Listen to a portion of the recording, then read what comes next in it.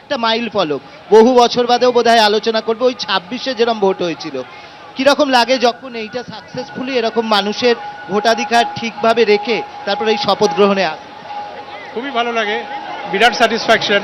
কারণ আমাদের নির্দেশই ছিল নির্বাচন কমিশনের যে মানুষ যাতে স্বতঃস্ফূর্তভাবে আসতে পারে, হিংসাবিহীন যাতে ভোট হয় এবং প্রচুর সংখ্যায় মানুষ যাতে তাদের ভোটাধিকার প্রয়োগ করতে পারে সেটা নিশ্চিত করতে। সেটা আমরা করতে পেরেছি, ভাগ্য আমাদের সহায় ছিল, সেটা করতে পেরেছি, মানুষ আসতে পেরেছেন। তারপর মানুষের রায়, গভর্নমেন্ট সরকার তৈরি হতে চলেছে, অত্যন্ত স্যাটিসফ্যাকশনের ব্যাপার। এখানে আমরা দেখতে পাচ্ছি কোন রাজনৈতিক দল তারা অভিযোগ করছেন যে ইভিএমে কিছু সমস্যা থাকতে পারে।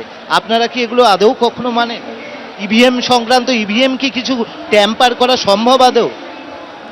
আমি শুধু এই ইলেকশন নয়, এর আগেও আমি 10-12টা ইলেকশনের সাথে যুক্ত ছিলাম। আমি এমনি সোশ্যাল মিডিয়াতে এই ধরনের অভিযোগ দেখেছি, কিন্তু এর সপক্ষে কোনো প্রমাণ দেখিনি আজ অবধি। আর কি মনে হচ্ছে আগামী দিন এইখানকার নির্বাচনের কি চরিত্র চেঞ্জ হয়ে গেল, মানে এরকমই কি শান্তিপূর্ণ হবে? দেখুন, আমি এই ইলেকশনের শুরুতেই বলেছিলাম যে আমাদের রাজ্যের ভোটের সংস্কৃতি পাল্টাতে হবে।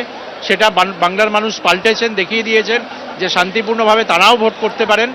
আমার মনে হয় যে এই যে পরিবর্তনটা হলো এই সংস্কৃতির পরিবর্তন আগামী দিনেও থাকবে। লাস্ট একটাই প্রশ্ন, যেটা বিধানসভা স্তরে করা গেছে, পঞ্চায়েত পুরসভা স্তরেও কি করা সম্ভব হবে পরবর্তী সময়? নিশ্চিতভাবে করা সম্ভব। স্টেট ইলেকশন কমিশনকে আরও নিরপেক্ষভাবে এবং কড়া হাতে কাজ করতে হবে।